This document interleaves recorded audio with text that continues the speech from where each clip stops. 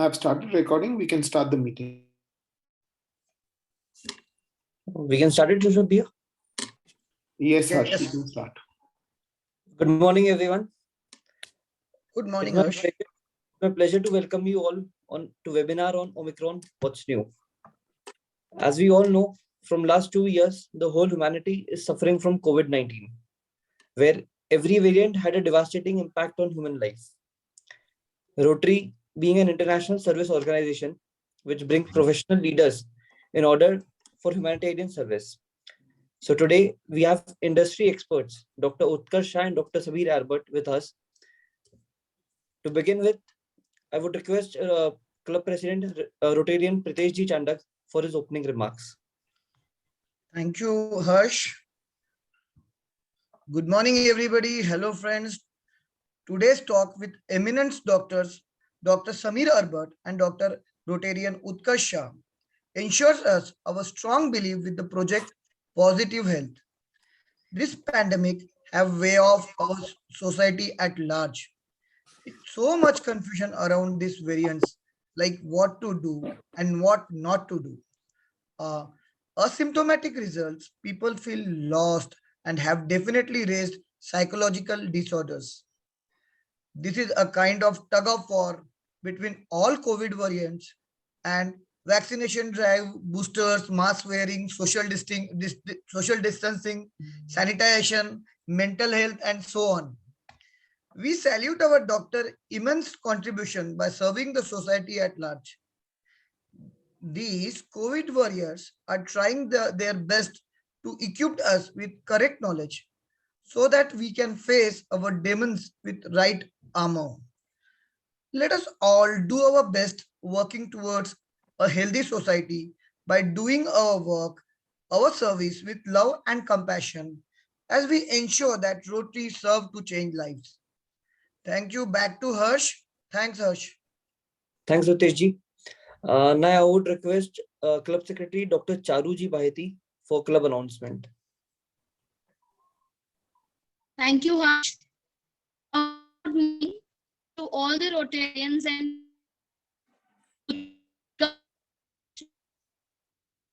Dr. Sameer is our club Rotarian. It is I'm very happy to announce that our club has in last few days did a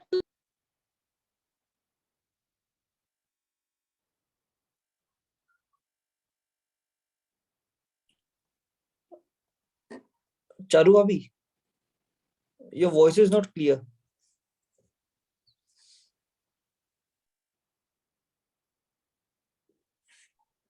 Good morning, friends. Can you hear me now? Yeah. Hello? Can you hear me now? Yeah. Good morning. It's a proud privilege to announce that we have finished one of the global grant project which was waiting since 4 to 5 years. That is a donation of $30,000 donated by our own Rotarian Arun Lakhani sir. And the project is finished. We have a big thanks to our DG Ramesh Meher, the PDG Rajiv.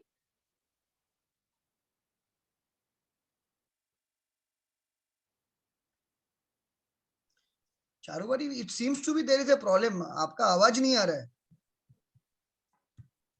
You are not audible, Charu Bhavi. Sorry, there was some internet connection mistake. I don't know. Club announcement थोड़ा बाद में ले लेते हैं चारू भाभी. आप connection थोड़ा check कर लीजिए. I think अभी आ गया प्रीतेश भी अभी आ गया है. Okay okay okay. तो फिनिश कर देती हूँ इसके साथ. राइट. और दूसरी चीज जो मैं बताना चाहती हूँ कि हमने ये अभी उत्कर्ष सर ने और पूरी team Subodh Gupta sir, Amit Agarwal sir, our coordinators Rotarian Pramod Acharya sir, Rushabh, and special thanks to Yogesh Tauri, Manisha Rathi, Naresh Baldava sir, Rotarian Jagdish Bhaiya for a wonderful 4.5 lakh utilization in the COVID time, which is just about to come. As Dr. Utkarsh have just told, all the 4 instruments are wonderful and it would be very nicely used in this COVID time and even after that. So thank you very much for this 2 announcements which I would like. We have the DG visit on 26th Feb So we are all getting geared up and we are going to welcome the DG sir either physically or online. It's the time to say that. And we have birthdays today of Rotarian CA Kavita Loya ma'am. We wish her many happy returns of the day. Wonderful girl from our club, Rotarian CA Astha Agrawal. We had yesterday birthday of Rotarian Dr. Payal Gandhi, Rotarian Bela Sanjay Rathi, Rotarian Dr. Shraddha and Rotarian Abhinav had their anniversary. Rotarian Dheeraj Malu had the birthday. Day before yesterday, we had birthday of Rotarian Kiran Mahant, Rotarian Dr. Krishna Manish Saval. 7th, we had birthday of Dr. Ved, Rotarian Ved. 5th Jan, we had birthday of Rotarian Jitendra Agrawal, Rotarian Dr. Veena Subodh Gupta ma'am, Rotarian Ritika Mohata, Rotarian Nidhi Shah. 10th, we are having tomorrow, that is 10th of Jan, we are having birthday of Rotarian Yogesh Agrawal, Rotarian Neelam Gandhi. 11th Jan, we are having birthday of our senior Rotarian Naveen Chandak sir. 12th Jan, we have birthday of Rotarian Kashmira Jain, Bhabi, Rotarian Anand Sarda. 14th, we have birthday of Rotarian Amisha Kothari. 15th, we have birthday of Lord Dr. Prashant Rathi. So wish them a very new year, fruitful year, be safe, take care, wear mask, and I hand over the proceeding to Harsh. Thank you all. Yeah. Now I would request Dr. Surbhi Agrawal to introduce Dr. Utkarsh Shah. Hello everyone, I'm Dr. Surbhi. Today we have two beautiful speakers, Dr. Utkarsh Shah and Dr. Sapir. Dr. Utkarsh will be starting the session first.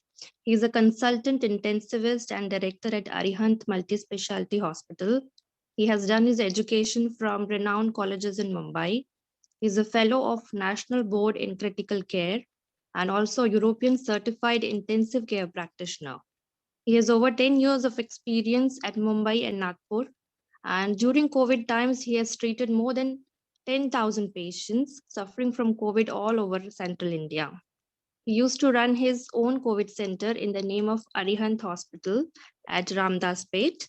And now he runs the Arihant Hospital comprising of 40-bedded ICU and other 100 beds at Baidyanath Square.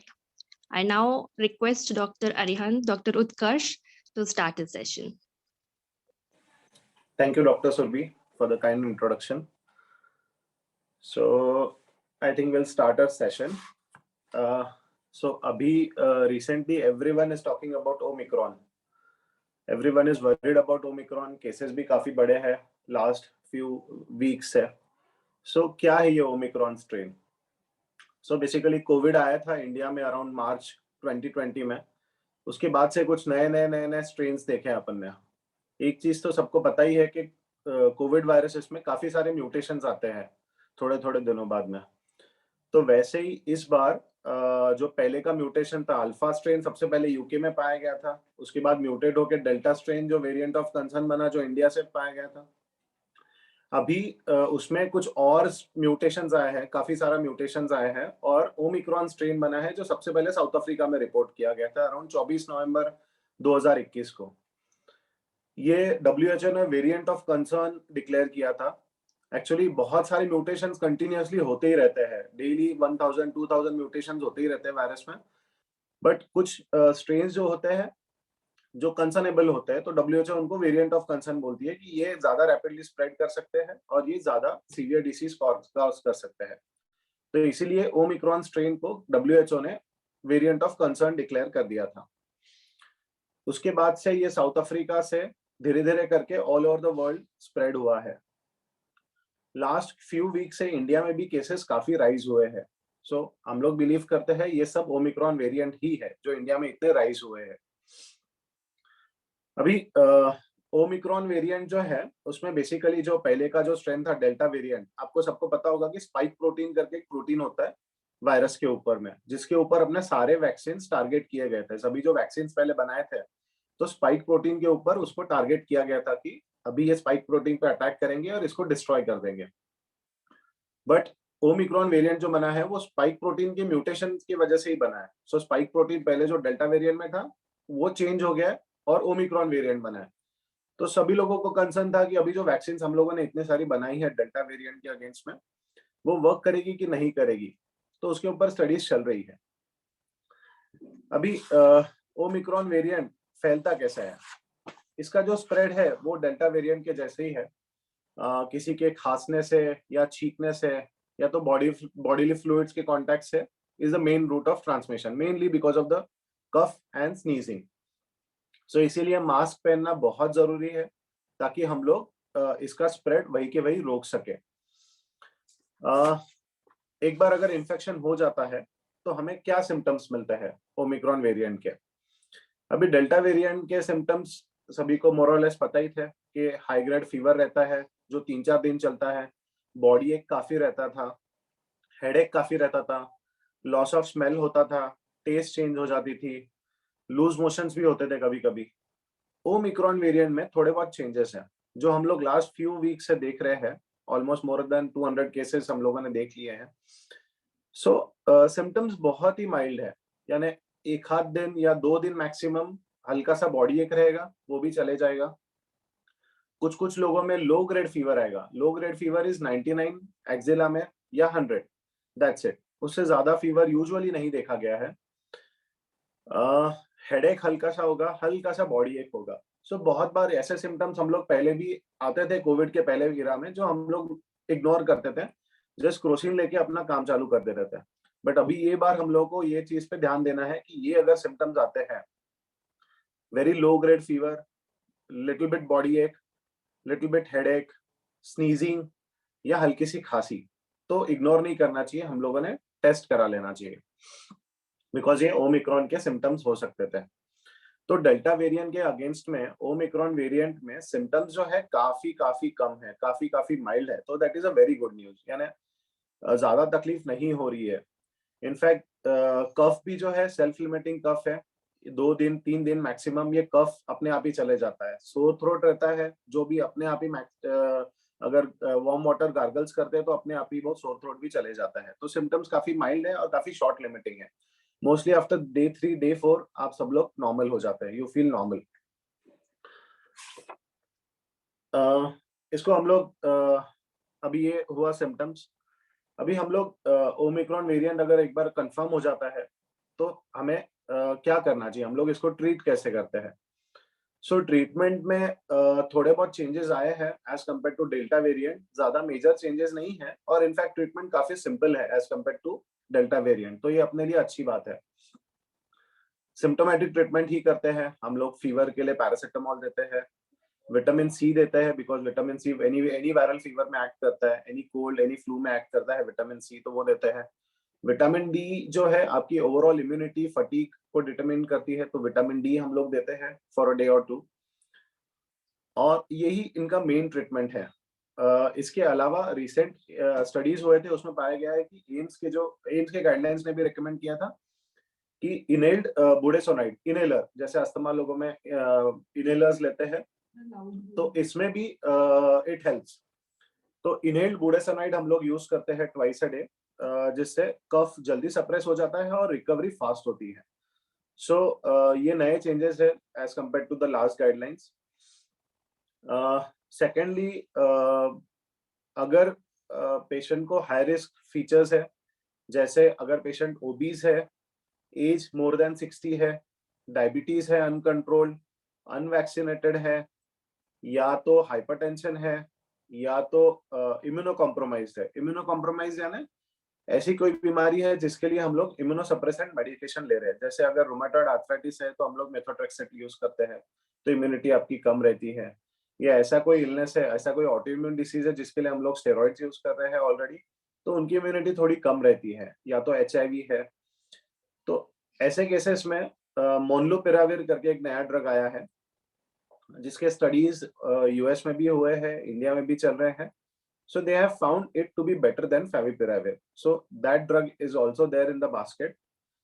थोड़े बहुत concerns हैं इसके जो अभी हम लोग सुनने में आ रहे हैं कि ये ज्यादा सेफ नहीं है. मैं पहले इसके फायदे बता दूं। Molnupiravir basically viral replication, it's antiviral drug. तो ये वायरस रेप्लिकेशन जो है, या Little louder, please. या okay, Sorry to disturb you. Okay, fine. तो मोलनुपिराविर जो है, I think, is it okay now? Yeah. Yeah, fine. या सो मोलनुपिराविर जो मेडिसिन है, इट्स अ एंटीवायरल ड्रग। ये वायरस के रेप्लिकेशन को स्टॉप करता है। तो वायरस जो है उसका आगे जो रेप्लिकेशन होता है वो वही के वही स्टॉप हो जाता है। मोलनुपिराविर के एडवांटेजेस जो स्टडीज में पाए गए हैं वो है कि अराउंड 30% हॉस्पिटलाइजेशन ये प्रिवेंट करता है।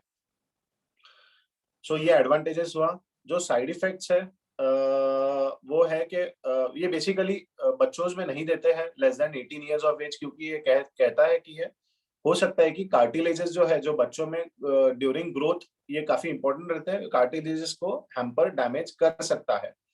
सेकेंडली, प्रेग्नेंट फीमेल्स में या तो females in the pregnancy age group जैसे यंग फीमेल्स जो है उसमें नहीं देते हैं, बिकॉज इट कैन बी म्यूटेजेनिक, यानी अंदर अगर बच्चा कंसीव करती है फीमेल्स तो उसमें it can have mutagenic potential, so उसमें नहीं देते हैं। So molnupiravir is mainly used in elderly people, unvaccinated और जिनको हाई रिस्क फीचर्स है, जैसे हम लोगों ने डिस्कस किया था, एज मोर देन 60, ओबीज है, डायबिटीज है, हाइपरटेंशन है, इम्यूनोसप्रेसेंट मेडिकेशंस पे है। तो ये सारे इंडिकेशन है। इसका मीनिंग ये नहीं है कि हम लोग सभी पेशेंट्स में यूज करते हैं। काफी सारे एल्डरली पेशेंट्स हैं जिसमें हम लोग सिर्फ सिम्टोमेटिक ट्रीटमेंट देते हैं, मोलनुपिराविर नहीं देते हैं क्योंकि उनको जरूरत नहीं रहती है। तो इट इज, उनके इंडिकेशंस काफी सिलेक्टेड है। उसके अलावा कॉकटेल के बारे में सब लोगों ने सुना होगा, जो सबसे पहले डोनाल्ड ट्रंप ने लिया था। So cocktail, what is exactly a cocktail antibody? Cocktail antibody is basically a combination of two drugs, casirivimab और imdemab करके है दो ड्रग। तो ये दोनों drug are exactly like your own soldier cells, अपनी खुद की जो एंटीबॉडी एक्ट करती है वायरस के अगेंस्ट में, ये सेम एंटीबॉडी है, सिर्फ ये लेबोरेटरीज में बनाई गई है। तो जब भी आप ये देते हैं तो ये इमीडिएटली वायरस को न्यूट्रलाइज कर सकती है। बट इसके देने के इंडिकेशंस लिमिटेड है। अगर हाई रिस्क पेशेंट है, यानी माइल्ड टू मॉडरेट डिसीज में ही देते हैं, सीवियर डिसीज हो जाता है या जिनका ऑक्सीजन लेवल ऑलरेडी थोड़ा कम हो जाता है तो उसमें ये ड्रग नहीं देते हैं। माइल्ड टू मॉडरेट डिसीज है, बहुत अर्ली प्रेजेंट कर रहे हैं, जैसे आज बुखार आया और हम लोग 3-4 दिन में डिसाइड कर लेते हैं कि अगर 3-4 दिन में डिसाइड कर लेते हैं कि कॉकटेल एंटीबॉडी लेना है तो हम लोग ले सकते हैं, या तो पेशेंट को अगर हाई रिस्क फीचर्स है तो ये हम लोग ले सकते हैं। इसकी जरूरत यूजुअली जो हम लोगों ने देखी है लास्ट फ्यू डेज से, इसकी जरूरत नहीं पड़ रही है। पेशेंट्स अपने आप ही सिर्फ विटामिन सी, विटामिन डी और इनेल बुडेसोनाइड जो इनेलर है उसी से ही ठीक हो रहे हैं। ना मोलनुपिराविर की जरूरत पड़ रही है, ना कॉकटेल एंटीबॉडी की जरूरत पड़ रही है। बट हाँ, हमें जानना ये जरूरी है कि दोनों चीजें हमारे पास में ये बास्केट में है अवेलेबल। अगर हम लोग थोड़ा लेट प्रेजेंट होते हैं, ये मोलनुपिराविर और एंटीबॉडी, कॉकटेल एंटीबॉडी के टाइम फ्रेम में नहीं रहते हैं, तो रेमडेसिविर जो हम लोग डेल्टा वेरिएंट में यूज करते थे ये अभी भी इफेक्टिव है। तो ये हम लोग लिटिल लेट पीरियड में भी यूज कर सकते हैं। अभी तो ये हुआ शॉर्ट पीरियड मैनेजमेंट के ऊपर। अभी हम लोगों ने प्रिकॉशंस क्या रखने चाहिए अगर हम लोग डायग्नोज हो जाते हैं कि हमें ओमिक्रॉन वेरिएंट है। इसके पहले एनएमसी के गाइडलाइंस थे कि सभी जो भी पेशेंट्स पॉजिटिव आते हैं तो उनको कंपल्सरीली इंस्टीट्यूशनली क्वारंटाइन किया जाएगा। ये इसलिए करते थे ताकि ये इस वायरस के स्प्रेड को वही के वही रोक सकते हैं। घर पे रहना यानी there is again a risk के घर वालों को ट्रांसमिट हो, इसीलिए एनएमसी ने अच्छा कदम उठाया था कि कंपल्सरीली इंस्टीट्यूशनली क्वारंटाइन कर रहे थे सभी को। बट अभी केसेस लास्ट फ्यू वीक से इतने बढ़ गए हैं, एनएमसी को भी पॉसिबल नहीं है, तो अभी होम आइसोलेशन एनएमसी ने अलाउ कर दिया है। सो अभी पहले जो अपने को कंसर्न थे कि हम लोग आरटीपीसीआर कराए कि नहीं कराए, एक फियर था कि हम लोग को इंस्टीट्यूशनली क्वारंटाइन किया जाएगा। आई थिंक वो फियर अभी नहीं है। हम लोग अगर हम लोग को सिम्टम्स है तो हम लोगों ने जल्द से जल्द RT-PCR या रैपिड एंटीजन टेस्ट करा लेना चाहिए और डायग्नोस करके हम लोगों ने होम घर पे ही आइसोलेट हो जाना चाहिए। सेकेंडली, एक बार होम आइसोलेशन अगर आपके डॉक्टर आपको सजेस्ट करते हैं तो क्या प्रिकॉशंस रहते हैं होम आइसोलेशन में। एज अ पेशेंट आप लोगों ने एक सिंगल रूम में रहना चाहिए। ये रूम थोड़ा बाकी रूम से थोड़ा अलग हो। दूसरा, फेस मास्क आपने ट्रिपल लेयर फेस मास्क पहनना चाहिए ऑल द टाइम। अगर आपके केयर गिवर अगर आपके रूम में आ रहे हैं तो आपने N95 मास्क का यूज करना चाहिए। उसके अलावा विंडोज सारे रूम के ओपन होने चाहिए ताकि there is fresh air coming in और वेंटिलेशन रूम का अच्छा बना रहे। उसके अलावा जो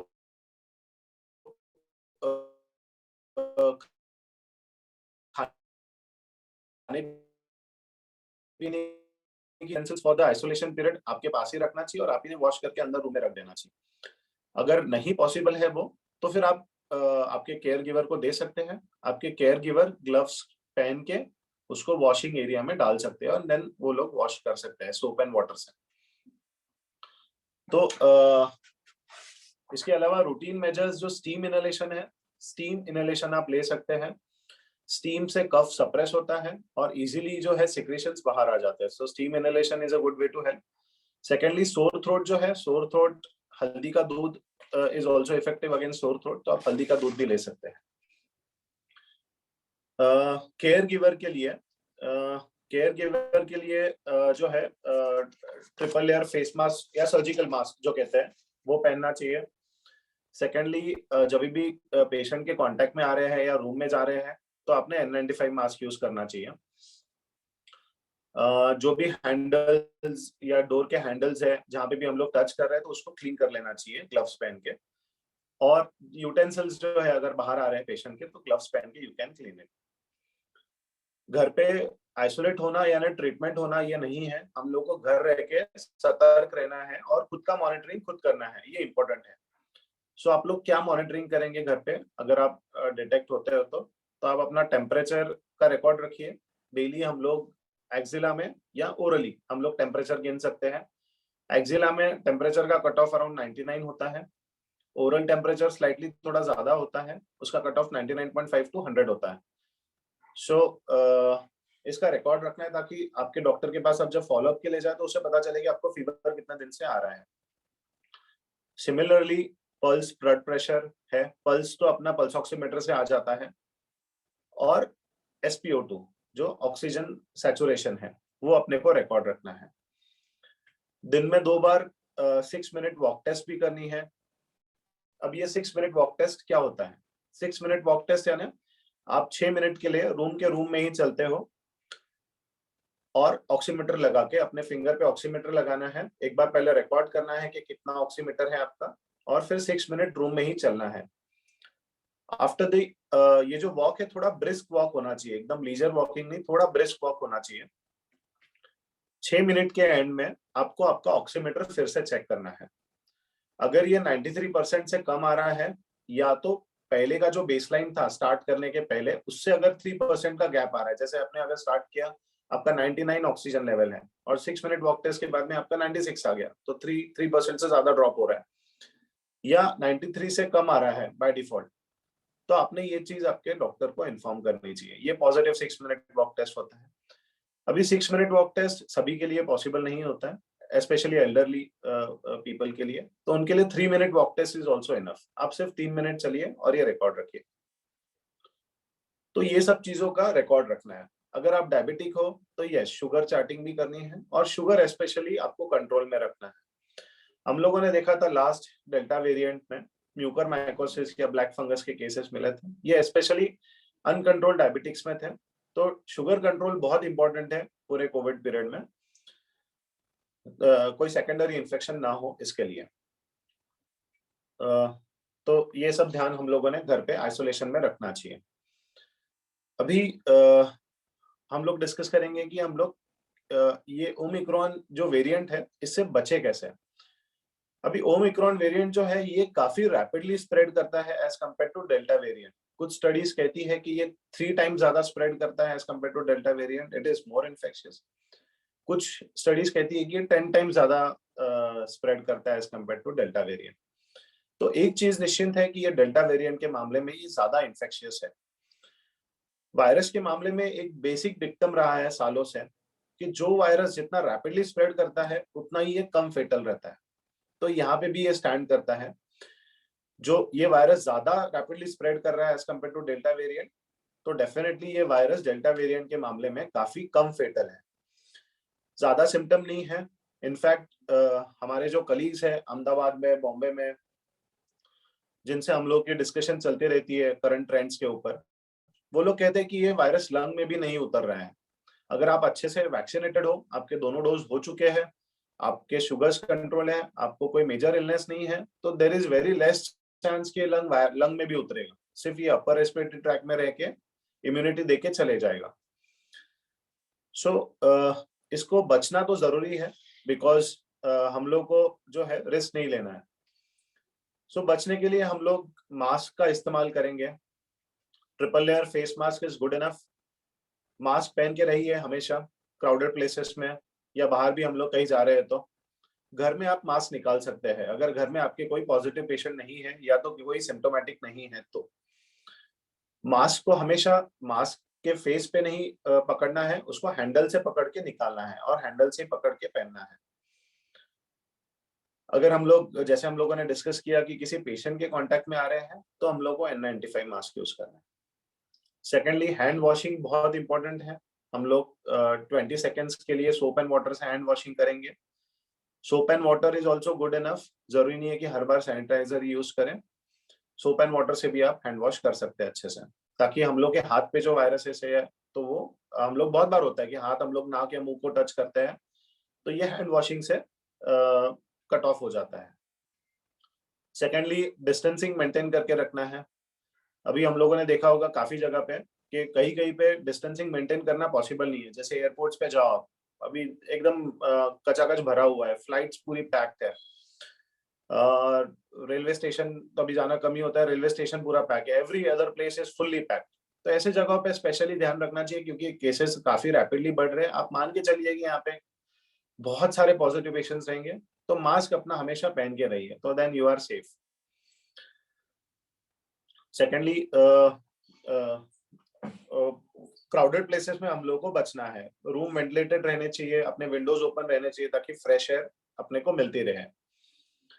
सो इस तरह से हम लोग वायरस से बच सकते हैं। और अगर हमको सिम्टम्स आते हैं, हल्का सा बॉडी एक, हल्का सा फीवर, तो ये मान के ना चलिए कि हम लोग बहुत एग्जॉस्ट हो गए हैं ट्रैवल करके आए हैं, हम लोगों ने ज्यादा खेल लिया है इसीलिए हमको बॉडी एक हो रहा है। आई थिंक ये जस्टिफाई ना करके हम लोगों ने तुरंत RT-PCR टेस्ट या एंटीजन टेस्ट कर लेना चाहिए, बिकॉज ट्रीटमेंट अभी इसका काफी सरल है, होम आइसोलेशन में ही हो रहा है। टेस्ट करा के इतना जरूर फायदा होता है कि अपने को पता रहता है कि हम लोग बाकी लोगों को क्या प्रिकॉशन ले सके, हम लोग आइसोलेट कितना दिन रह सके, और बाकी लोगों से हम लोगों ने कितना दूर रहना चाहिए, इसीलिए टेस्ट करना बहुत जरूरी है। घर पे रहने के गाइडलाइंस भी अभी थोड़े से चेंज हुए हैं। पहले 14 डेज गवर्नमेंट ऑफ इंडिया की तरफ से और 17 डेज NMC की तरफ से कंपलसरी था होम आइसोलेशन। अभी गवर्नमेंट ऑफ इंडिया के गाइडलाइंस है कि 7 days home isolation is enough, followed by mask compliance. जैसे अगर आपका टेस्ट रिपोर्ट पॉजिटिव आता है तो उसके बाद 7 दिन आप घर में आइसोलेट रहिए, उसके बाद आप निकल सकते हैं मास्क पहन के, बट मास्क पहन के रहना जरूरी है फॉर नेक्स्ट 5 to 6 डेज। और अगर आपको कंटिन्यूस फीवर आ रहा है तो फिर आपको फीवर बंद होने के बाद 7 दिन काउंट करना है। सो होम आइसोलेशन के गाइडलाइंस भी काफी ये हो गए, कम हो गए। जो पहले आइसोलेशन पीरियड था वो भी काफी कम हो गया है, ट्रीटमेंट काफी सरल हो गया है। तो हम लोगों ने, अगर हमको सिम्टम्स है तो हम लोगों ने RT-PCR टेस्ट करा लेना चाहिए। आई थिंक ये ब्रीफ ओवरव्यू रहा ओमिक्रॉन वेरिएंट के ऊपर कि क्या सिम्टम्स होते हैं, कैसे मैनेज करते हैं, इससे बचा कैसे जा सकता है। अभी हम लोग डॉक्टर समीर अरबट जो है रिनोल पल्मोलॉजिस्ट, उससे हम लोग सुनना चाहेंगे कि वैक्सीन का क्या रोल होता है इसके ऊपर। सो मैं हैंड ओवर करता हूँ डॉक्टर समीर अरबट जी को। Thank you. Okay, Dr. Samir, let me introduce you first. Okay. Okay, so Dr. Sameer Arbut is an interventional lung specialist in central India. He has received many national and international publications to his name. He has performed more than 1,000 interventional pulmonary procedures. He is an established clinician, researcher, and a teacher in the field of pulmonology and interventional pulmonology. He has led 5 COVID-19 centers and treated more than 1,500 patients of COVID-19 and even post-COVID patients. Now I request Dr. Sameer to start his session. Very good morning. Am I audible? Yes, please. So first of all, I would like to thank the organizers for giving me the opportunity to be a part of this discussion. तो आज मैं आपसे बात करने वाला हूं कि अभी जो हमने ओमिक्रॉन के बारे में इतनी सारी बातें उत्कर्षा सर से सुनी, सर ने जो बहुत अच्छे से हमको समझाया बेसिकली ये वेरिएंट पहले से अलग कैसा है, इसमें प्रॉब्लम्स क्या आते हैं। तो अभी हम डिस्कस करने वाले हैं आगे क्या होने वाला है। तो इसमें मैं 3-4 टॉपिक आपसे डिस्कस करूंगा। सबसे पहले हम डिस्कस करेंगे कि ब्रेक थ्रू केसेस क्या रहते हैं, उसके बाद हम डिस्कस करने वाले हैं वैक्सीनेशन वेल्थ क्या है, इसी के साथ में एक डॉक्टर्स बर्नआउट एक बहुत इंपॉर्टेंट टॉपिक है, ये भी हम डिस्कस करेंगे, और उसके एंड में हम समझेंगे कि बेसिकली ये पैंडेमिक खत्म कब होने वाला है और कैसे होने वाला है। तो सबसे पहले हम समझते हैं कि अभी जो वैक्सीनेशन ड्राइव हो रहा है इसका क्या मतलब है, बूस्टर डोज क्या रहता है, बूस्टर डोज क्यों दिया जाता है, ये इफेक्टिव है या नहीं है। तो जब हम ब्रेक थ्रू केसेस की बात करते हैं तो ब्रेक थ्रू केसेस का डेफिनेशन ये है कि जो लोग ऑलरेडी इन्फेक्टेड है या जो लोगों को पहले से वैक्सीनेशन हुआ है उन लोगों को फिर से अगर इन्फेक्शन होता है तो उनको हम ब्रेक थ्रू केसेस कहते हैं, जो अभी हम काफी देख रहे हैं। आपके पहचान के ऐसे बहुत लोग होंगे जिन्होंने दोनों वैक्सीनेशन शॉट लिए हैं या जिनको इससे पहले कोविड हुआ है और अभी वो फिर से कोविड पॉजिटिव आ रहे हैं। तो ऐसे टाइम पे बूस्टर डोज और इम्पोर्टेंट हो जाता है। बूस्टर डोज का मतलब ये होता है कोई भी वैक्सीन का एक इफेक्टिवनेस पीरियड माना जाता है। बच्चों को भी जब वैक्सीन दी जाती है या हम जब एल्डरली भी वैक्सीन लेते हैं तो कुछ वैक्सीन 6 महीने के लिए, कुछ वैक्सीन 6 साल के लिए इफेक्टिव रहती है। इसकी जब इफेक्टिविटी खत्म होने पे आती है तब एक बूस्टर डोज दिया जाता है। ये वो डोज रहता है जो इसकी इफेक्टिविटी को और थोड़ा बढ़ाता है। तो नॉर्मली जो फ्लू की वैक्सीन है, जैसे जिनमें से कोविड की वैक्सीन है, इसमें ऐसा अंदाजा है कि 6 से 8 महीने तक हमको इसका प्रोटेक्शन रहता है। तो 6 से 8 महीने के बाद जरूरी हो सकता है आपको एक बूस्टर डोज लेना पड़े, तो इसी को हम बूस्टर डोज कहते हैं। और अभी कोशिश की जा रही है कि इंडिया में भी बूस्टर डोज मैक्सिमम लोगों को दिया जाए। बूस्टर डोज आपने लेना है या नहीं, तो इसका बहुत ही आसान जवाब है यस, आपने बूस्टर डोज लेना है। ओमिक्रॉन वेरिएंट जो अभी पहले से कम ओमिक्रॉन वेरिएंट जो पहले से कम सीवियर रहा है या ओमिक्रॉन वेरिएंट की अभी जो सीवियरिटी कम हुई है, ये सबसे अच्छा सबूत है कि वैक्सीनेशन इफेक्टिव है, वैक्सीनेशन काम करता है, इसीलिए हमें ओमिक्रॉन वेरिएंट की सीवियरिटी कम दिख रही है। इसका मतलब आपने बूस्टर डोज लेना चाहिए। बूस्टर डोज लेने में 2-3 चीजें हैं। जैसे ही बूस्टर डोज का रोल आउट होने वाला है, अभी सबसे पहले booster dose health care workers and people above the age of 60 के लिए होगा। तो यहाँ पे गाइडलाइन सेट की गई है कि आपने कौन सी कंपनी का बूस्टर डोज लेना है, आपने पहले क्या लिया है और आगे आपने क्या लेना है। तो ये गाइडलाइंस के हिसाब से ही आपको डिसीजन लेने मिलेगा कि आपने कौन सा बूस्टर डोज लेना है। बूस्टर डोज के बारे में एक ही प्रॉब्लम आता है, वो है वैक्सीनेशन वेल्थ।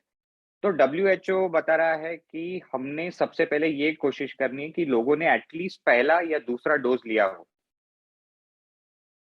कोविड ने हम सब लोगों को ये सिखा है कि जितना जरूरी आपकी हेल्थ का ख्याल रखना है, उतना ही जरूरी आपके आसपास के लोगों की हेल्थ का ख्याल रखना है। अगर आपको कोविड नहीं है लेकिन आपके आसपास सबको कोविड है तो ये बीमारी आपको हो सकती है। इसी का पार्ट आता है वैक्सीनेशन, क्योंकि इंडिया में 70% पॉपुलेशन का डोज 2 हो चुका है। मतलब अगर हम लोगों को डोज 0, डोज 1, डोज 2 और बूस्टर डोज यानी डोज 3 ऐसा बोले तो इंडिया में मैक्सिमम 70% लोगों का डोज 2 हो चुका है। यूके जैसी डेवलप कंट्रीज में 100% लोगों का डोज 2 हो चुका है, लेकिन अफ्रीका जैसी कंट्रीज में सिर्फ 7% लोगों का डोज 2 हुआ है। मतलब अगर आप बूस्टर डोज लेते हैं और आपके आसपास ऐसा कोई व्यक्ति आता है जिसने अभी तक वैक्सीनेशन नहीं कराया है, तो ये बीमारी ऐसे ही फैलते रहेगी।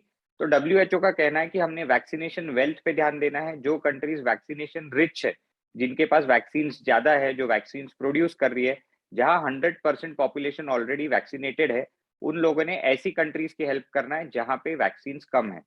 इसका मतलब इंडियन गवर्नमेंट को भी ये डिसीजन बहुत समय लगा लेने के लिए कि मैक्सिमम लोगों का अगर फर्स्ट डोज और सेकंड डोज होता है तभी हम बूस्टर डोज रोल आउट करेंगे। इसलिए इंडिया में बूस्टर डोज आने के लिए थोड़ा सा समय लगा, लेकिन अभी जब बूस्टर डोज आता है और आप इसके लिए जब भी एप्लीकेबल रहते हो, मतलब अगर 18 to 45 या 45 to 60 एज ग्रुप के लिए ये बूस्टर डोज आता है, तो आपने जल्द से जल्द ये बूस्टर डोज लगाना है। कुछ रीजंस है जिसकी वजह से हमने ओमिक्रॉन को लाइटली नहीं लेना है, ओमिक्रॉन को हमने माइल्ड नहीं समझना है। 8 जनवरी को जो न्यूयॉर्क हॉस्पिटल से रिपोर्ट आई है वो ये बता रही है कि केसेस माइल्ड है, पहले से हॉस्पिटलाइजेशन कम है, लेकिन अभी भी मेडिकल सिस्टम ओवरवेल्ड है, मतलब बेड्स मैक्सिमम फुल है। क्योंकि ये वायरस जल्दी फैलता है, ये वायरस में बहुत सारे ऐसे पेशेंट्स है जो असिम्प्टोमेटिक कैरियर है, इसलिए यूएस में देखा गया है कि मैक्सिमम डॉक्टर्स अभी इन्फेक्ट हो रहे हैं, मैक्सिमम फ्रंटलाइन वर्कर्स इन्फेक्ट हो रहे हैं, जिस वजह से इन पेशेंट्स को देखने के लिए या इनका केयर करने के लिए नर्सेस और डॉक्टर अभी कम पड़ रहे हैं। इसका एक रीजन होता है डॉक्टर्स बर्नआउट। पिछले 2.5 साल से पूरी दुनिया में मेजॉरिटी ऑफ फिजिशियंस कोविड की ट्रीटमेंट के पीछे लगे हैं। आप ऐसा समझ सकते हैं कि एक आर्मी को आपने वॉर पे भेजा है और 2.5 साल से ये वॉर खत्म नहीं हो रहा है। तो इस वजह से जितने भी फ्रंटलाइन वर्कर्स है ये एग्जॉस्ट हो चुके हैं, ये फटीग हो चुके हैं, और इस वजह से अभी जो हेल्थ केयर जो जरूरी है कोविड पेशेंट्स के लिए वो भी हैम्पर हो रहा है। तो ओमिक्रॉन को हमने लाइटली नहीं लेना है, क्योंकि केसेस जैसे ही बढ़ती रहती है वैसे ही हेल्थ केयर सिस्टम पे इसका एक बर्डन आता है, और अभी health care system already exhaust हो चुकी है। दूसरा प्रॉब्लम यह है कि जो लोग कोमॉर्बिड है, मतलब जिन लोगों को डायबिटीज है, हाइपरटेंशन है, या जिन लोगों को पहले से कार्डियक कोई इश्यूज रहा है, जिन लोगों की एंजियोप्लास्टी हो चुकी है, बाईपास हो चुका है, इन लोगों को अभी भी ओमिक्रॉन के सीवियर सिम्टम्स दिख रहे हैं। तो हो सकता है आपको बहुत ही माइल्ड ओमिक्रॉन का इन्फेक्शन हो, आप इन्फेक्ट होके माइल्ड रहे, लेकिन आप घर पे जाके या तो अपने फैमिली मेंबर्स को या अपने ग्रैंड पेरेंट्स को या बच्चों को इन्फेक्ट कर सकते हैं, जिनके लिए ये बहुत मुश्किल हो सकता है। इसलिए हमने ओमिक्रॉन को लाइटली नहीं लेना है। और एक और बहुत इंपॉर्टेंट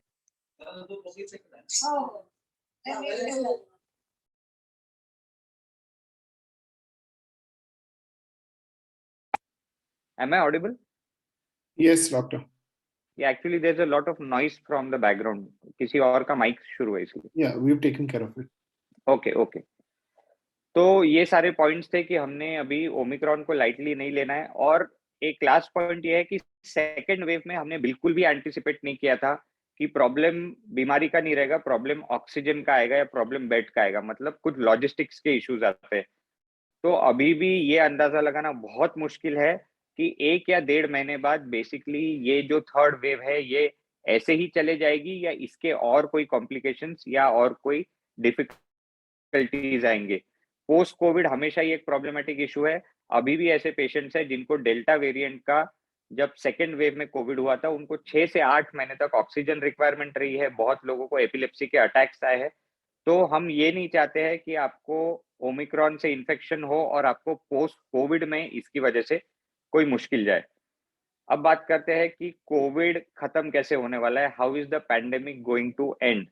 इसके ऊपर बहुत सारी अलग अलग थियरीज ऑलरेडी बाहर आ चुकी है। डॉक्टर फाउची जो है यूएस से, वो इम्यूनोलॉजिस्ट है। बेसिकली ये जो कोविड अभी तक हुआ है ये अलग अलग साइंटिफिक ब्रांचेस का अभी सब्जेक्ट हो गया है। सबसे पहले ये एक वायरोलॉजी का सब्जेक्ट था कि वायरस कैसा है, ये वायरस के लिए क्या करना है। साथ में ये इम्यूनोलॉजी का हो गया। इम्यूनोलॉजी मतलब वैक्सीन कैसे बनती है, इम्यूनिटी कैसे काम करती है। ये एक बहुत बड़ा क्लिनिकल सब्जेक्ट रहा है क्योंकि इसका पूरा बर्डन जो है वो हॉस्पिटल या डॉक्टर्स पे आया है। और ये बहुत बड़ा सब्जेक्ट है सोशियोलॉजी का, मतलब आपके ऊपर जब कोई बीमारी या कोई विपदा आती है तो आप उसको रिएक्ट कैसे करते हैं, ह्यूमन रेस इस चीज को कैसे रिएक्ट करता है, पुअर कंट्रीज कैसे रिएक्ट करती है, रिच कंट्रीज कैसे रिएक्ट करती है। तो डॉक्टर फाउची का कहना है कि शायद कोविड एज अ पैंडेमिक 1 साल में खत्म हो जाएगा, लेकिन ये हमेशा एक एंडेमिक डिजीज बन के रह जाएगा। जिसका मतलब ये होता है कि कोविड की केसेस हमेशा हमारे आसपास रहेगी, हर हफ्ते या हर महीने 1, 2 या 3 केसेस कोविड पॉजिटिव आते रहेंगे, लेकिन इनकी सीवियरिटी और इसका स्प्रेड इतना कम रहेगा कि कोई भी रिस्ट्रिक्शंस की जरूरत नहीं रहेगी, कोई भी आपको इकोनॉमिक या टूरिज्म या फिर ऐसी कोई भी चीज अफेक्ट नहीं होगी जब ये एंडेमिक हो जाएगा। इसका बहुत अच्छा एग्जांपल है स्वाइन फ्लू। 2014 और 15 में जब स्वाइन फ्लू बढ़ गया था, तब भी जितने भी आईसीयूज थे वो ऐसे ही फुल हो गए थे जैसे कोविड की वजह से हुए थे। अभी भी हमको स्वाइन फ्लू के केसेस देखने मिलते हैं, पर वो ऐसे ही इक्का दुक्का केसेस रहते हैं, जिनमें से कुछ लोग जो कोमॉर्बिड है उनको सीवियर होता है, बाकी लोगों को ज्यादा प्रॉब्लम नहीं जाती है। तो डॉक्टर फाउची का कहना है कि कोविड एज अ पैंडेमिक तो खत्म हो जाएगा, बट एज एन एंडेमिक ये चलते रहेगा। ये छोड़ के और बहुत सारे एक्सपर्ट्स हैं जिनका कहना है कि कोविड अलग अलग कंट्रीज में अलग अलग टाइम पे खत्म होगा। मतलब जो डेवलप्ड कंट्रीज है वहां पे हो सकता है 2022 में ही कोविड पे पूरा कंट्रोल आ जाए। जो डेवलपिंग कंट्रीज है उनको थोड़ा और समय लगेगा, क्योंकि वहां पे जहां वैक्सीनेशन कम हुआ है वहां पे थोड़ा ना थोड़ा लोकल स्प्रेड रहेगा। ये सारी थियरीज जब तक रियलिटी में नहीं आती है तब तक इनके बारे में कुछ भी कहना मुश्किल है, क्योंकि हमारे वर्ल्ड में माइग्रेशन हमेशा चालू रहेगा। अगर आप वैक्सीनेटेड है, लेकिन अफ्रीका से अगर कोई इंडियन व्यक्ति आता है जिसका वहां वैक्सीनेशन नहीं हुआ है, तो आपके आसपास ये बीमारी फिर से फैल सकती है। वैक्सीनेशन के बारे में आप ये समझिए कि आपका वैक्सीनेशन जितना जरूरी है, उतना ही जरूरी आपके आसपास के लोगों का वैक्सीनेशन है। इसका एक एग्जांपल है ड्रिंकिंग एंड ड्राइविंग। आप ड्रिंक और ड्राइव नहीं करते, लेकिन अगर आपके आसपास के लोग अगर ड्रिंक एंड ड्राइव कर रहे हैं और एक्सीडेंट हो जाता है, तो नुकसान दोनों का होता है। तो इसी तरीके से सभी लोगों का वैक्सीनेशन होना बहुत ही जरूरी है। तो अभी तक ये जानकारी में हम जो समझे वो ये है कि जब भी बूस्टर डोज आपको आएगा तब आपने बूस्टर डोज लगाना है। ओमिक्रॉन को आपने लाइटली नहीं लेना है, क्योंकि अभी भी इसके जो कॉम्प्लिकेशंस है, इसका आगे 1-2 महीने में क्या होने वाला है ये जानना बहुत मुश्किल है।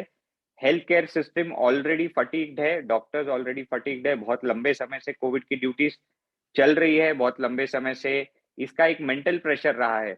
हम सब लोगों को बर्थडे सेलिब्रेट करना, छुट्टियों में अपने रिलेटिव्स को मिलने जाना या फिर कोई फेस्टिवल सेलिब्रेट करने की आदत है, ये नहीं होने की वजह से एक बहुत बड़ा मेंटल स्ट्रेस आता है। 50% ऑफ द वर्ल्ड पॉपुलेशन को अभी बताया जा रहा है या तो डिप्रेशन या एंग्जाइटी का प्रॉब्लम ऑलरेडी स्टार्ट हो चुका है, और हेल्थ केयर वर्कर्स इन्हीं प्रॉब्लम्स के साथ में रोज ड्यूटी करते जा रहे हैं। तो हेल्थ केयर सिस्टम भी फटीग्ड है, और कोविड खत्म होगा या नहीं ये सिर्फ समय बताएगा, बट वैक्सीनेशन एक श्योर शॉट तरीका है इस कोविड पैंडेमिक को स्लो करने का, इसकी इंटेंसिटी कम करने का, इसकी सीवियरिटी कम करने का, और हो सकता है तो इसको कंप्लीटली खत्म करने का। Thank you.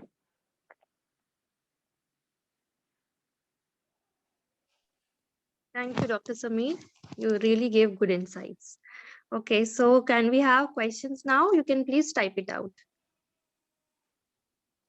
Okay, let me read. I have one question from Mr. Gaurang. What are the precautionary measures a person should take who is suffering from sinusitis?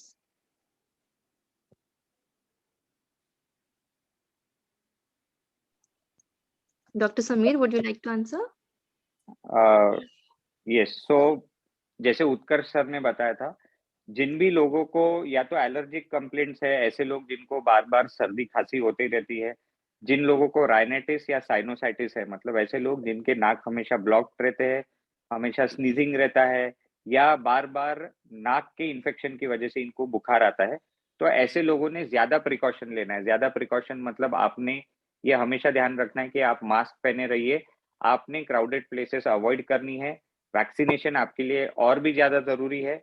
और जो सर ने एक इम्पोर्टेंट बात बताई थी कि अगर आपको नाक या अपर रेस्पिरेटरी सिक्रीशंस है, तो स्टीम आपके लिए बहुत ही हेल्पफुल रहता है। स्टीम की वजह से सिक्रीशंस जल्दी निकलते हैं।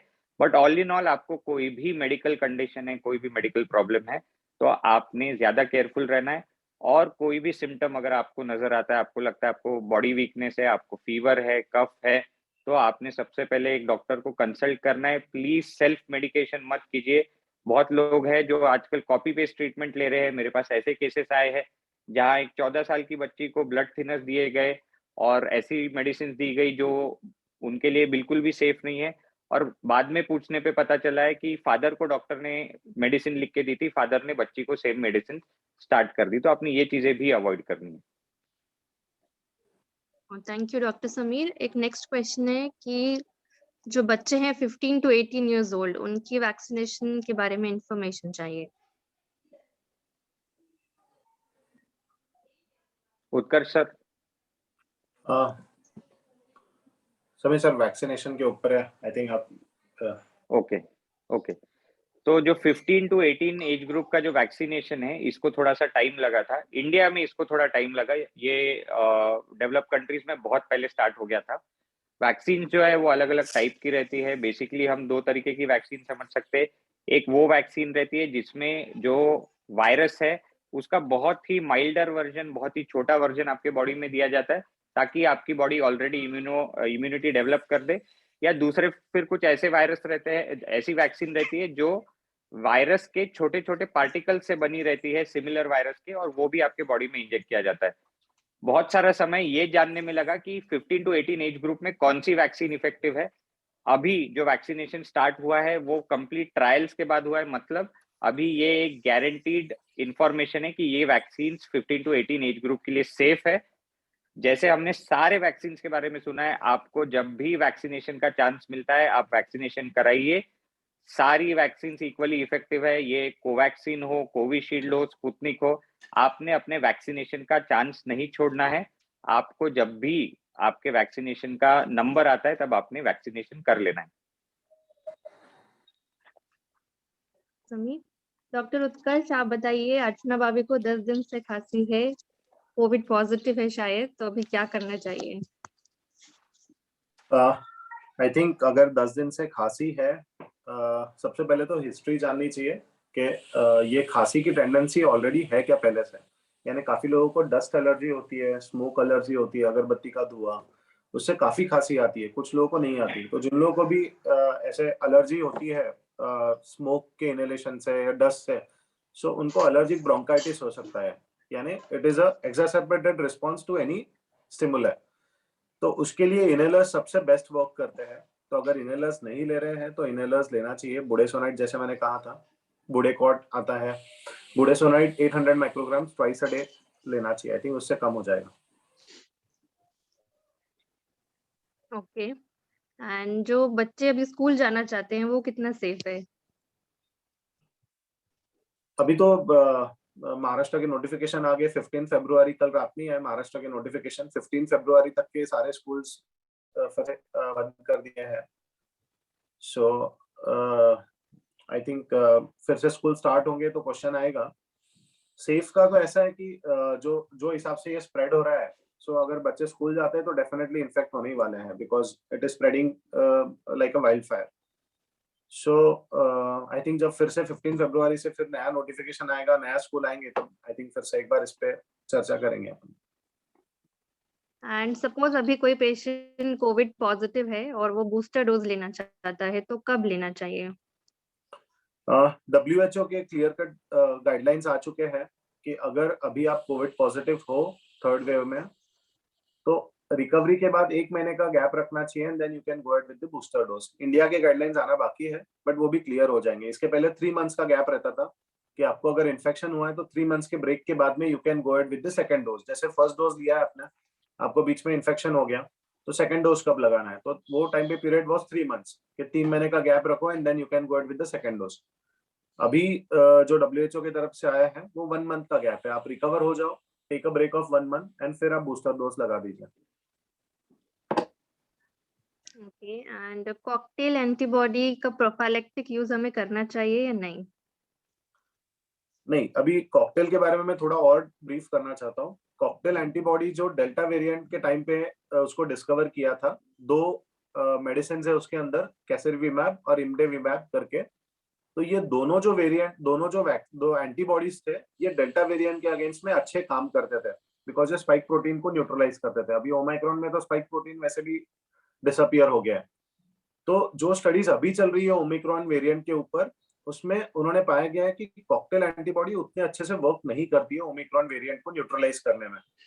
एक एंटीबॉडी पे स्टडी चलता है सोट्रोवोमेब करके, जो अभी फिलहाल में इंडिया में अवेलेबल नहीं है, अभी सिर्फ यूएस में अवेलेबल है।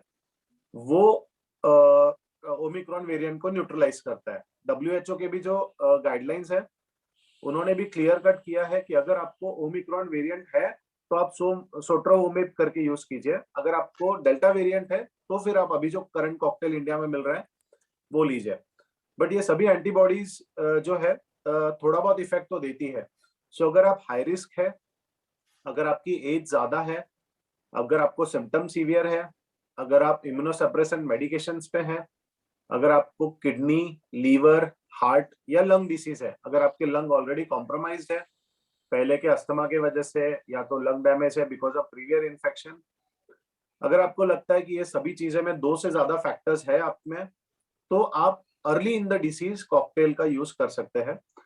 इसका इफेक्ट उतना अच्छा नहीं है जितना सोट्रोवोमेब का है, जो करंटली अभी इंडिया में अवेलेबल नहीं है, बट स्टिल आई थिंक अपने पास जो अवेलेबल है उसमें cocktail is a good choice. And कुछ पोस्ट कोविड चैलेंजेस होते हैं जैसे ब्लड क्लॉटिंग है, तो हमें उस चीज का ध्यान कब तक रखना चाहिए? कोविड में क्या होता है, बेसिकली इन्फ्लेमेटरी मार्कर्स काफी निकलते हैं और इन्फ्लेमेटरी मार्कर्स जो है आपके प्रोकोगुलेंट प्रोटीन्स को बढ़ाता है, तो उसके मीनिंग उसके वजह से थ्रोम्बोटिक स्टेट डेवलप होता है, यानी ब्लड क्लॉट्स डेवलप होना चालू होते हैं। लंग में भी जो निमोनिया हम लोग कहते हैं, this are basically blood clots. तो ब्लड क्लॉटिंग की टेंडेंसी ज्यादा रहती है कोविड में, तो इसीलिए हम लोग डी डाइमर करके टेस्ट कराते थे। डेल्टा वेरिएंट में ऑलमोस्ट जिन जिनको भी हुआ था सब लोगों ने अपना अपना डी डाइमर किया है। डी डाइमर अगर ज्यादा आता है, 500 से ज्यादा आता है, तो हम लोग ब्लड थिनर्स यूज करते हैं, जैसे इंजेक्शन लगा देते हैं इनॉक्सिपेरिन का या हेपेरिन का, और फिर टैबलेट्स पे शिफ्ट कर देते हैं रिवारोक्साबैन पे। तो बहुत सारी मेडिसिन अवेलेबल है ब्लड क्लॉटिंग के लिए। अगर आपका डी डाइमर रेज्ड आता है, अगर आपका कोविड मॉडरेट टू सीवियर है, तो आपने ब्लड थिनर्स का यूज करना चाहिए। ये काफी सेफ है, इसके साइड इफेक्ट्स काफी कम है। सो आई थिंक ब्लड थिनर्स का यूज अगर हम लोग करते हैं फॉर अ स्पेसिफाइड पीरियड, तो ज्यादा डरने वाली बात नहीं है ब्लड क्लॉट्स को लेके। ओके, और एक सीटी वैल्यू होता है आरटीपीसीआर रिपोर्ट में, उसका क्या सिग्निफिकेंस है? देखो, सीटी इज साइकिल टाइम। सो जो वायरस है बेसिकली उसमें आरएनए करके एक एंजाइम होता है। सो ह्यूमंस में डीएनए होता है, वैसे जो वायरस है उसके अंदर आरएनए करके होता है, उनका जो जेनेटिक मटेरियल है। तो ये आरएनए को हम लोग कैसे पकड़ेंगे, तो ये आरएनए को डीएनए में कन्वर्ट करते हैं रिवर्स ट्रांसक्रिप्ट टेस्ट एंजाइम के भरोसे, और डीएनए को एम्पलीफाई करते हैं। तो जो डीएनए को एम्पलीफाई करना है, जो मशीन एम्पलीफाई करती है इसको, डीएनए तो बहुत छोटा होता है, उसको डिटेक्ट कैसे करेंगे? तो जो आरटीपीसीआर मशीन होती है ये डीएनए को एम्पलीफाई करती है। अगर कुछ भी चीज, अगर बहुत छोटी चीज को अगर आपको पकड़ना है तो उसको एम्पलीफाई करना होगा, तभी हम लोग उसको देख सकें। जैसे एक छोटा सा बैक्टीरिया है, उसको आप लोग डायग्नोज नहीं कर पाते हो, तो आप उसको माइक्रोस्कोप में देखते हो तो चीज बड़ी दिखती है, एंड देन आप उसको पकड़ पाते हो कि आप ये बैक्टीरिया। तो उसी तरह वायरस का जो आरएनए है उसको डीएनए में कन्वर्ट करते हैं और डीएनए को एम्पलीफाई करते हैं। तो ये एम्पलीफाई आरटीपीसीआर मशीन करती है। ये मशीन जो है उसको एम्पलीफाई करके बाद में उसको डिटेक्ट करती है। तो मशीन को कितने साइकिल लग रहे हैं ये एम्पलीफाई करने में, ये आपका सीटी वैल्यू हो गया। तो सीटी इज साइकिल टाइम। अगर एक मशीन को अगर 3 साइकिल में ही अगर वो एम्पलीफाई हो गया, तो उसका मीनिंग उसका वायरल लोड काफी ज्यादा है, तो उसको कम साइकिल में ही वो चीज एम्पलीफाई हो गई, तो उसका मीनिंग वायरल लोड ज्यादा है। वही अगर मशीन को ज्यादा साइकिल लगे है वो चीज को एम्पलीफाई करने के लिए, तो उसका मीनिंग उसका वायरल लोड कम है, इसीलिए उसको ज्यादा साइकिल्स लेने पड़े वो वायरस को एम्पलीफाई करके डायग्नोस करने के लिए। तो साइकिल टाइम जो है या सीटी वैल्यू अगर कम रहती है, उसका मीनिंग मशीन को कम टाइम लगा है, कम साइकिल लगे हैं डायग्नोस करने के लिए चीज को, तो उसका मीनिंग उसका वायरल लोड ज्यादा है और ये ज्यादा इन्फेक्शियस है। वही जिनका सीटी वैल्यू ज्यादा है, अबाउट 25-30, तो उसका मीनिंग मशीन को साइकिल ज्यादा लगी है वो चीज को एम्पलीफाई करने के लिए, तो उसका मीनिंग उसका वायरल लोड कम है, इसीलिए उसको मशीन को ज्यादा टाइम लगा आइडेंटिफाई करने के लिए, और उसका इन्फेक्शियसनेस भी कम है। तो सीटी वैल्यू कम है तो ज्यादा वायरल लोड, सीटी वैल्यू ज्यादा है तो कम वायरल लोड, लेस इन्फेक्शियस। और जितनी भी होम डायग्नोस्टिक किट्स हैं, क्या वो रिलायबल है? जैसे अभी टाटा ने एक लॉन्च किया है, तो ये सभी किट्स रिलायबल है? जो होम डायग्नोस्टिक किट्स है, रैपिड एंटीजन किट्स, वैसे भी हम लोगों ने पहले भी देखा था कि RTPCR is slightly better than the antigens. RTPCR का सेंसिटिविटी अराउंड 70% होता है। सेंसिटिव इन द सेंस के अगर आप कंफर्म कोविड केस हो, अगर आपने 10 बार आरटीपीसीआर किया जाए सेम डे, तो उसमें से 7 बार ही आप पॉजिटिव आओगे, 3 बार नेगेटिव आओगे, उसको कहते हैं हम लोग सेंसिटिविटी। सो आरटीपीसीआर भी जो था वो फुल प्रूफ नहीं था। आप 10 में से 7 बार ही कंफर्म केसेस में पॉजिटिव आएगा, 3 बार पॉजिटिव रह के भी नेगेटिव आएगा। वैसे ही सेंसिटिविटी एंटीजन का थोड़ा कम था, 50% था पहले। तो आज के जो किट्स है वो अच्छे हैं, डायग्नोस कर लेते हैं, but still RTPCR is a gold standard. और अगर हम लोग को वो टेस्ट कराना है, दोनों में से अगर ऑप्शन चूज करना है, अगर कन्वीनियंट है जाके कराना, तो I would recommend RTPCR over antigen kits. But antigen kits जो अभी आई है वो काफी सेंसिटिव है, करा सकते हैं। एंड हॉस्पिटलाइजेशन क्या क्राइटेरिया है? Just a second. हाँ, तो गाइडलाइंस अभी कह रही है अगर आपको सिम्टम्स है और आपका होम टेस्ट किट नेगेटिव आता है तो आपने आरटीपीसीआर कराना ही है। अगर आपको सिम्टम्स है तो आप होम टेस्ट किट पे रिलाई नहीं कर सकते। Yes doctor Sameer. ओके, आप बताइए हॉस्पिटलाइजेशन का क्या क्राइटेरिया होना चाहिए ओमिक्रॉन वेरिएंट में? मैं हॉस्पिटलाइजेशन के क्राइटेरिया काफी क्लियर है।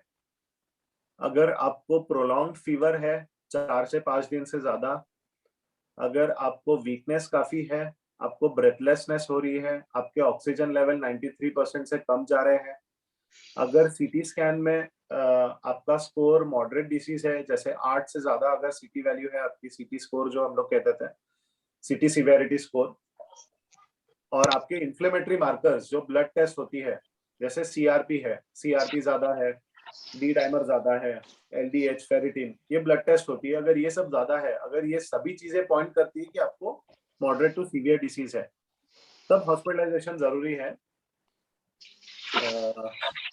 और हमने डिले नहीं करना चाहिए। डॉक्टर समीर, सपोज किसी ने 2 डोज कोविशील्ड के लिए हैं, तो नेक्स्ट बूस्टर डोज कौन सा होना चाहिए, कब होना चाहिए? दूसरा डोज कौन सा होना चाहिए ये भी गवर्नमेंट गाइडलाइंस ही बताएगी। अभी तक जो पता चला है तो हमें बताया गया है कि आपने पहले जो कंपनी का लिया है आपने सेम वही रिपीट करना है। बट अभी जो है ये लिमिटेड लोगों के लिए, फ्रंटलाइन वर्कर्स के लिए है और अबव द 60 के लिए। जब जनरल पॉपुलेशन के लिए आएगा तब और बेटर गाइडलाइंस हमें बताएगी कि एग्जैक्टली कब लेना है, कितने समय बाद लेना है। ये बहुत ही रैपिडली इवॉल्विंग सिचुएशन है, रोज एक नई गाइडलाइन आती है, रोज हमें पता चलता है कि बेसिकली करना क्या है। कुछ कुछ गाइडलाइंस चेंज भी हो जाती है। तो ये सारी चीजें अगर कंसिडर करेंगे तो अभी हमने खुद से कुछ भी नहीं करना है, जैसे जैसे गाइडलाइंस आती है वो फॉलो करना है। ओके, और हम कैसे समझेंगे कि हम रिकवर हो गए हैं ओमिक्रॉन से? 2 चीजें हैं, आप ये जानना चाहते हो कि अभी आपकी इन्फेक्टिविटी खत्म हो गई है या आप ये जानना चाहते हो कि आप कंप्लीटली रिकवर हो गए? दोनों। इन्फेक्टिविटी के लिए, हाँ, इन्फेक्टिविटी के लिए जैसे उत्कर्ष सर ने कहा कि अभी गवर्नमेंट ने कहा कि आप 7 दिन होम आइसोलेशन कीजिए, उसके बाद आपने मास्किंग करना है, मतलब आपने सेल्फ डिसिप्लिन फॉलो करना है। पहले इसी चीज को 14 डेज कहा जा रहा था, जिसमें आप 14 डेज कंप्लीटली अंदर रहते थे। ये पार्ट होता है ये जानने का कि इसके बाद आप इन्फेक्टिव नहीं है। आप इससे रिकवर हुए है या नहीं, इसके लिए कोई डेफिनेट टेस्ट नहीं है। आप एक रिपीट आरटीपीसीआर कर सकते हैं, लेकिन उससे भी हम ये नहीं समझ पाएंगे कि आप रिकवर हुए या नहीं। उससे ये समझ में आता है कि अभी आपके बॉडी में वायरस है या नहीं। जब हम पोस्ट कोविड की बात करते हैं जिसमें सारे ऑर्गन्स इन्वॉल्व रहते हैं, कोविड का जो वायरस है एक ACE2 इनहिबिटर, ACE2 रिसेप्टर को जाके अटैच होता है, और ACE2 रिसेप्टर हमारे बॉडी के सारे ऑर्गन्स में रहते हैं, lung, liver, kidney, heart, blood vessel, सब तरफ। तो आप कंप्लीटली रिकवर हुए नहीं, ये बहुत ही मुश्किल है समझना। एक क्लिनिकल डिसीजन है जो शायद एक डॉक्टर कंसल्टेशन के बाद ही आपको बताया जा सकता है कि आप कंप्लीटली रिकवर हुए है या नहीं। एंड एक क्वेश्चन है कि सपोज एक घर में एक पर्सन पॉजिटिव आता है, तो बाकी के लोगों को क्या टेस्ट करा लेना चाहिए या सिर्फ वेट करना चाहिए सिम्टम्स आने का? मेरा रिकमेंडेशन रहेगा कि अगर आप किसी भी व्यक्ति के क्लोज कांटेक्ट में आए हैं जो पॉजिटिव है, तो आपने जल्द से जल्द टेस्ट कराना है। इसका रीजन ये है क्योंकि अगर आप रुकते हैं और उतने समय में आप किसी और को ये फैला देते हैं, तो ऐसे ही ये बीमारी फैलती जाएगी। तो अगर आपके घर पे कोई पॉजिटिव आया है तो आप इमीडिएटली टेस्ट करा लीजिए। और ये जो 15 to 18 इयर्स के बच्चे हैं, उनका अगर कोविड पॉजिटिव पहले आ चुका है तो क्या उनको भी वैक्सीन लेना चाहिए या कब लेना चाहिए? वैक्सीन सभी लोगों ने लेना है, और जो अभी लास्ट हमें पता था 3 मंथ्स का आपने ब्रेक लेना है आपकी रिकवरी के बाद या आपके पॉजिटिव आने के बाद और वैक्सीनेशन के बीच में। अभी WHO ने उसको 1 मंथ कहा है, लेकिन जिन लोगों को भी अभी वैक्सीनेशन मिल रहा है उन्होंने वैक्सीनेशन लेना जरूरी है। ओके, एंड ये मोलनुपिराविर एक ड्रग है जो बहुत से लोगों को प्रिस्क्राइब हो रही है, तो do they have a choice to not take it? You always have a choice to not listen to your doctor. ये कोई भी कंपल्शन नहीं है। ये एक नया एंटीवायरल है। एक डेफिनेट एडवांटेज है कि पहली बार हमको ये पता चला है कि ये मेडिसिन कोविड पे काम करता है। इससे पहले जो भी था वो हम किसी और चीज के मेडिसिन यूज कर रहे थे, कुछ एंटीवायरल फ्लू के लिए बने थे वो हम यूज कर रहे थे। तो पर इसको भी अभी भी रिजर्व ड्रग रखा है उन लोगों के लिए जिनकी एज ज्यादा है, जिनको कोमॉर्बिडिटीज है, जो हाई रिस्क है। आपको ये तभी प्रिस्क्राइब किया जाएगा जब आप इसमें से किसी में एप्लीकेबल हो। बट बहुत लोग हो सकता है खुद ही से ये मेडिसिन ले रहे हैं या बहुत लोगों को ये गलत तरीके से प्रिस्क्राइब किया जा रहा है। तो अगर आप ये हाई रिस्क में है तो ये आपके लिए सूटेबल है। Thank you, Dr. Samir. I think I'm done with the questions posted by participants. Any more questions?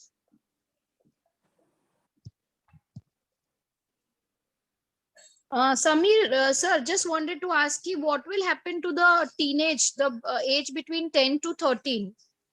What will be the scenario with those children in today's era? Because we are giving the cutoff of 15 to 18. So can you just put a light on it? Yeah. So I think so बात हो रही है 10 से 13 साल की उम्र के बच्चों के बारे में। तो दोनों तीनों बात करते हैं हम, वायरोलॉजी की भी बात करते हैं, इम्यूनाइजेशन की भी बात करते हैं और साथ में सोशियोलॉजी की भी बात करते हैं। तो वायरोलॉजी की बात ये कहती है सबसे पहले ऐसा बहुत समय लगा ये जानने के लिए कि अडल्ट वैक्सीन और पीडियाट्रिक वैक्सीन में क्या क्या डिफरेंसेस रहेंगे। इवेंचुअली सारे स्टडीज के बाद जो भी समझा है उसमें मैक्सिमम कोई डिफरेंसेस नहीं है। इतना ही होता है कि हम कोई भी मेडिसिन देने के पहले एक प्रॉपर ट्रायल करते हैं। 1972 में एक बार ऐसी एक वैक्सीन रोल आउट हुई थी जिस वजह से बहुत लोगों की मौत हो गई थी। तो वो चीज वापस नहीं होनी चाहिए, इसलिए हर एक एज ग्रुप के लिए एक ट्रायल किया जाता है। कम से कम 1000 लोगों को, 10,000 लोगों को मेडिसिन देके देखा जाता है कि अगले 1 महीने में उनको कोई साइड इफेक्ट है या नहीं। इस हिसाब से गवर्नमेंट धीरे धीरे रोल आउट कर रही है। तो पीडियाट्रिक एज ग्रुप के लिए भी इंडिया में वैक्सीन जल्दी आ जाएगी। हमें ये समझना चाहिए कि India is a relatively vaccine poor country compare to US being a vaccine rich country, जहां पे पीडियाट्रिक पॉपुलेशन को वैक्सीन आ चुका है। तो हमें भी ये थोड़े समय बाद वैक्सीन आएगा। इसके बाद बात आती है कि ये बीमारी के बारे में। तो बच्चों में अभी भी ये जाना गया है कि बच्चों में कोविड के सिम्टम्स कम रहते हैं, कॉम्प्लिकेशंस कम रहते हैं। लेकिन कहीं कहीं पे यूएस में ऐसा भी देखा गया है कि बच्चे इन्फेक्ट होते हैं और वो घर पे ये इन्फेक्शन लाके फिर हाई रिस्क पॉपुलेशन को इन्फेक्ट कर देते हैं। इसी के साथ में कुछ कुछ बच्चों में SICS sudden infant death syndrome भी देखा गया है, जो भी एक मुश्किल हो सकती है। बट अभी के लिए मैक्सिमम इंफॉर्मेशन बताती है कि बच्चों में कोविड बहुत ही माइल्डली असिम्टोमेटिक चले जाता है। और अब बात आती है सोशियोलॉजी के लिए। तो हमेशा ये एक बात रहेगी कि कोविड ने एक जनरेशन को स्कार किया रहेगा। वो लोग जो इस समय पे स्कूलिंग स्टार्ट कर रहे हैं, वो लोग जिनका ग्रेजुएशन स्टार्ट होना है, या ऐसे बच्चे जो अभी सिर्फ 1 साल 2 साल या 3 साल के, जिनको हम कोविड बेबीज कहते हैं, इनको कोविड के बहुत सारे इफेक्ट्स रहेंगे क्योंकि इनका इंटरेक्शन कम हुआ है, इनका लोगों से मिलना कम हुआ है। स्कूल का पार्ट सिर्फ एक टीचर और स्टूडेंट का लर्निंग नहीं रहता है, बच्चों का एक दूसरों से इंटरेक्शन रहता है। बहुत बार इसमें कंपैशन डेवलप होता है, बहुत बार फ्रेंडशिप शेयरिंग डेवलप होता है, कॉम्पिटिटिवनेस भी डेवलप होता है। ये सब अभी मिसिंग है। ऑनलाइन स्कूलिंग वो नहीं कर पा रहा है जो एक बेसिक स्कूलिंग में होना चाहिए। तो बच्चों को कोविड से रिलेटेड जो भी इश्यूज है वो हमें आने वाले समय में और पता चलेंगे। डॉक्टर समीर, विद्या भाभी पूछ रही हैं कि उन्होंने 2 डोज कोविशील्ड के इंडिया में लिए हैं, अभी वो यूएसए में है, तो क्या उन्हें 2 डोज फाइजर वैक्सीन के लेना चाहिए? ये अभी मुझे यूएस के किसी डॉक्टर को कॉल करना रहेगा। I was just joking. आपको वहां की गाइडलाइंस जो भी डिफाइन करती है वो आपको लेना चाहिए। आई सपोज मेरे जितने भी फ्रेंड्स ऐसी सिचुएशन में रहे हैं उनको यूएस की वैक्सीन लेनी पड़ी है, बिकॉज यहाँ के वैक्सीनेशन का वहां पे कोई इक्विवेलेंस नहीं मिला है। ओके, एंड हम कैसे और स्टडीज जो चल रही है बाहर, उसमें ये पाया गया है कि आप क्रॉस वैक्सीनेशन भी करते हैं, जैसे अपने कोविशील्ड लिया है, कोवैक्सीन लेते हैं, या कोवैक्सीन लिया है, कोविशील्ड लेते हैं, तो इम्यूनिटी बूस्ट ज्यादा बेटर होती है as compare to the same lineage. तो क्रॉस वैक्सीनेशन भले ही अभी रेकमेंड नहीं किया होगा गवर्नमेंट ने, बट जिन्होंने भी लिया है उनकी इम्यूनिटी अच्छी है as compare to the same vaccination strategy. Okay, और हम कैसे एक मैं सकते हैं कि ओमिक्रॉन का इन्फेक्शन है या डेल्टा का इन्फेक्शन? ओमिक्रॉन वेरिएंट जो है, सिम्टम्स यूजुअली तो ये वेव में ही चलता है। जैसे अभी एक साथ अगर ओमिक्रॉन स्प्रेड होने लगा तो स्लोली ये रिप्लेस कर देगा, तो बहुत अनलाइकली रहेगा कि आपको डेल्टा बीच में से होगा। सो वायरस भी एक दूसरे से फाइट करते हैं, तो जैसे ओमिक्रॉन आया तो मोस्टली हम लोग का बिलीफ है कि ये डेल्टा को रिप्लेस कर देगा। तो अभी जो भी इन्फेक्शन होंगे ये मोस्टली ओमिक्रॉन वेरिएंट के ही होंगे, और सिम्टम्स हम लोगों ने डिस्कस किए कि काफी माइल्ड होते हैं as compare to delta variant. तो वो एक फीचर है डिफरेंशिएट करने के लिए। सेकेंडली आरटीपीसीआर किट्स भी होती है, वो आरटीपीसीआर किट भी आपको बता सकती है कि ये ओमिक्रॉन वेरिएंट है या डेल्टा वेरिएंट है। जैसे आपने डिस्कस किया था कि ओमिक्रॉन वेरिएंट में एस या स्पाइक प्रोटीन नहीं रहता है, तो जो आरटीपीसीआर कराते हैं हम लोग, नागपुर में काफी लैब्स है जो लोग आरटीपीसीआर कराते हैं, उसमें एस जीन जो है वो ड्रॉप आउट हो जाता है, एस जीन नहीं दिखता, एन जीन नहीं दिखता, तो उसपे से हम लोग बोल सकते हैं कि ये ओमिक्रॉन वेरिएंट है। भले ही रिपोर्ट में मेंशन नहीं होगा ओमिक्रॉन वेरिएंट है, बट अगर आरटीपीसीआर में आपके एस जीन नहीं मिल रहा है, एन जीन नहीं मिल रहा है, तो मोस्ट लाइकली ये ओमिक्रॉन वेरिएंट है। और अगर आपको कंफर्म कराना ही है तो फिर जीनोमिक सीक्वेंसिंग होता है पूना और बॉम्बे में, वहां पे आप आपका आरटीपीसीआर सैंपल भेज सकते हैं। They charge you around 15,000 to 20,000 rupees, but they tell you confirm कि आपको कौन सा वेरिएंट है। बट मैटर नहीं करता है क्योंकि ट्रीटमेंट काफी सिंपल है और इजी टू टेक है। Okay, any more questions? I think Archana भाभी के क्वेश्चंस थे।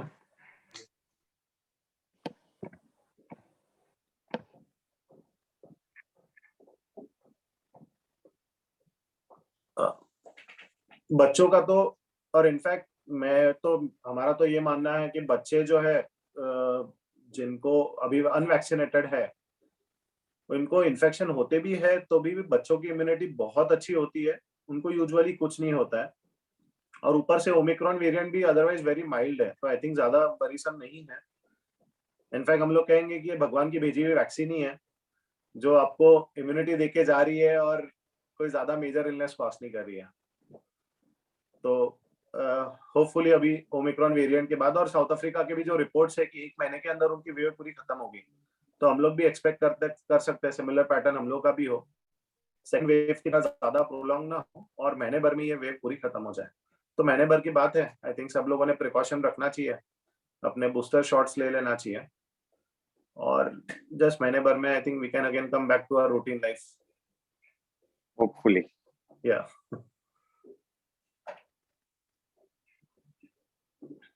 So thanks Dr. Utkarsh and Dr. Sameer for the power back session. I request Secretary Dr. Chauru Wahiti for vote of thanks. Before that, if you could have our President Ritesh Chandak say a few words, please. Yeah. Ritesh Bhaiya. Hello friends. Excellent session by both the doctors. Sir आज हमारी को बहुत सारी चीजें clear हो गई।